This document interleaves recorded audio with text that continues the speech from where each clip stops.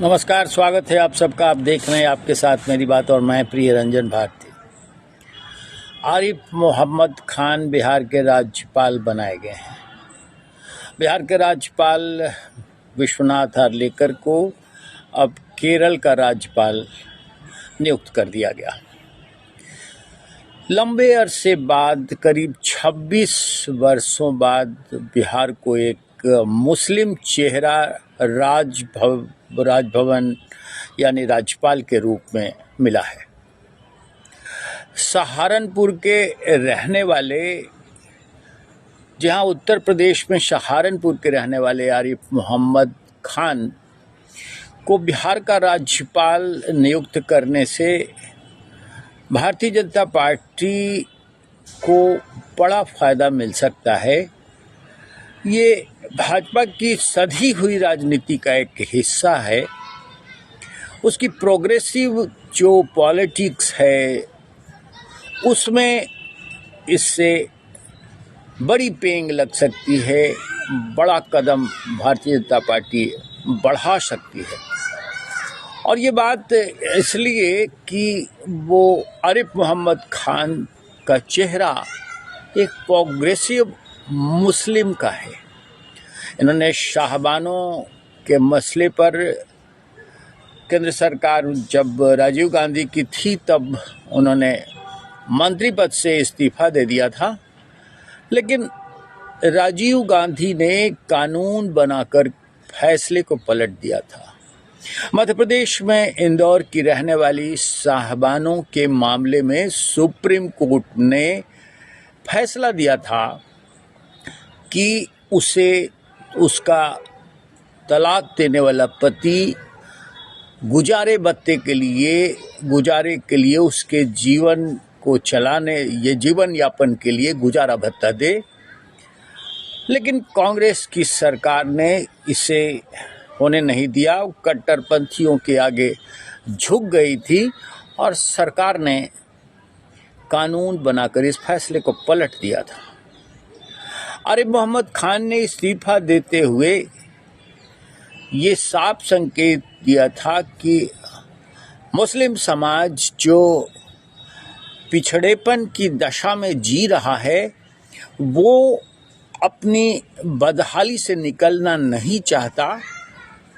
तो मैं एक राजनेता की हैसियत से इसे नहीं बर्दाश्त करता हूँ। उसका सामाजिक सुधार और उस तबके का विकास होना चाहिए और उसके वे पक्के हिमायती थे, इसलिए उन्होंने अपने पद से इस्तीफा दे दिया था। और एक इंटरव्यू में उन्होंने खास रूप से कहा था कि इस्तीफा देकर मैं अपने घर जाने की बजाय एक दोस्त के यहाँ चला गया, क्योंकि मुझे समझाने आने वालों का तांता लग जाता। और वाकई ऐसा हुआ था।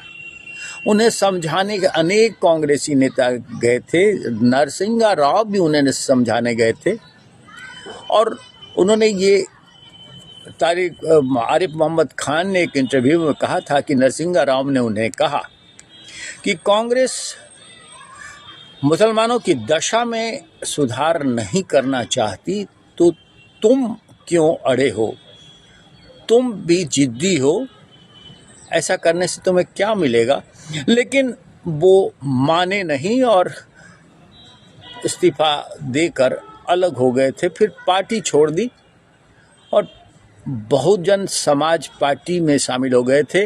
और बहुजन समाज पार्टी के बरास्ता वो भारतीय जनता पार्टी में शामिल हो गया। उन्होंने कहा, कई मर्तबों पर ये कहा है कि वो एक हिंदू होने से खुद को नहीं वंचित कर सकते। भारत का रहने वाला कोई भी व्यक्ति जो भारत का बासिंदा है, जो भारत में अन्न खाता है और नदियों का पानी पीता है, उसे हिंदू कहा जाना चाहिए। और मुझे अगर कोई हिंदू मानता है तो मुझे इस पर गर्व होना चाहिए। वो हमेशा से प्रगतिशील चेहरे के रूप में मुसलमानों के बीच में जाने जाते रहे हैं। और देवबंद जिस तरह से अंगदान के खिलाफ रहा है, उसके खिलाफ भी वो हमेशा से बड़े पैरोकार के रूप में सामने आते रहे हैं। और इतना ही नहीं, केरल के राज्यपाल रहते हुए भी इन्होंने कई बार खुद को चर्चा में बनाए रखा, सुर्खियों में रहे। वहाँ के तत्कालीन मुख्यमंत्री पिनराई विजयन से उनकी तो कई बार हो गई थी, भिड़ंत हो गई, और वो इसलिए कि वो गलत तरह के विधेयक को पास होने से रोक देते थे। उन पर आरोप भी लगा था कि राजभवन में आरएसएस के लोगों को वो भर्ती कर रहे हैं।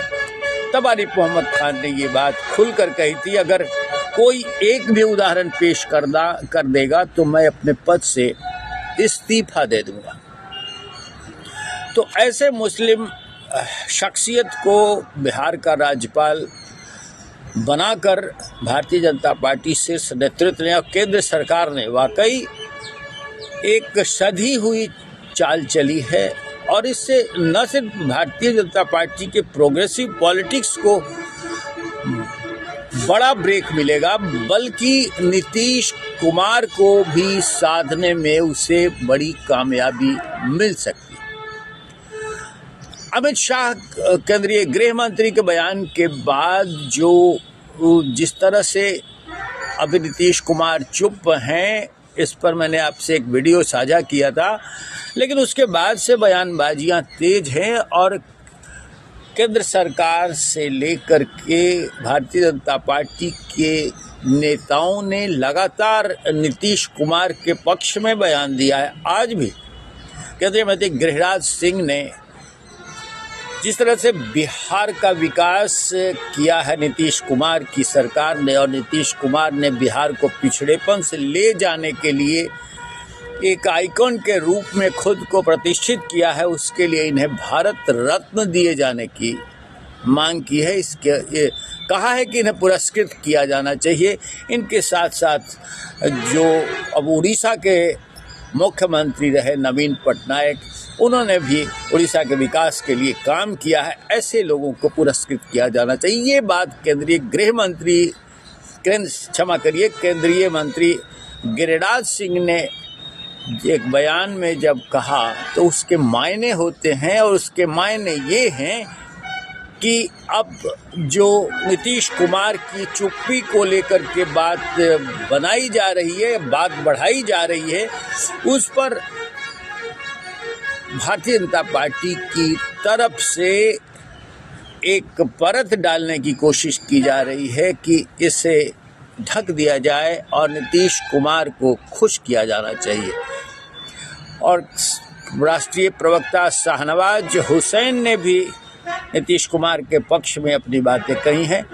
तो लगातार इस तरह से भाजपा नेताओं की ओर से नीतीश कुमार और एनडीए की भावी सरकार 2025 के चुनाव के बाद बनने वाली है, इस तरह की बयानबाजियां ये बताती हैं कि नीतीश कुमार को साधने की कोशिश भरसक अब भारतीय जनता पार्टी कर रही है, क्योंकि उनकी चुप्पी पर कई तरह के कयास लगाए जा रहे हैं।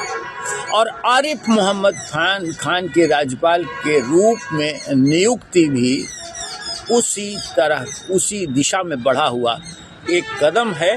और ये साथ साथ ये भी आरिफ मोहम्मद खान को बिहार का राज्यपाल नियुक्त करके बीजेपी मुस्लिम मानस की एग्रेसिव वोटिंग को भी लगाम लगा सकने में कामयाब हो सकती है।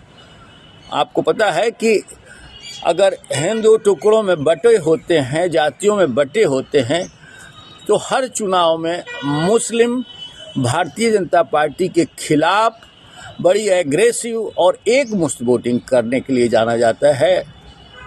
इस पक्ष को, इस नैरेटिव को और इस तरह की धारा को भारतीय जनता पार्टी आरिफ खान के जरिए रोक सकने में कामयाब हो सकती है।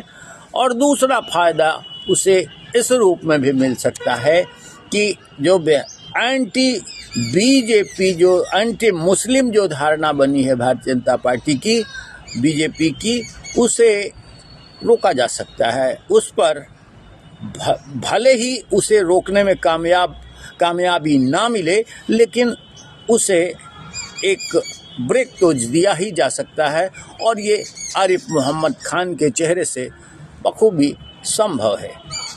लेकिन आरिफ मोहम्मद खान की राज्यपाल के रूप में नियुक्ति अब हो गई है। देखना महत्वपूर्ण होगा कि चुनावी वर्ष में इसके क्या क्या फ़ायदे और क्या क्या नुकसान हो सकते हैं, आप भी देखिए। लेकिन हमारे वीडियो पर अपनी प्रतिक्रिया कमेंट बॉक्स में जाकर ज़रूर दीजिए, और हमारे चैनल आपके साथ मेरी बात को सब्सक्राइब कीजिए, हमारे वीडियोज़ को लाइक कीजिए, शेयर कीजिए। मिलते हैं फिर, नमस्कार।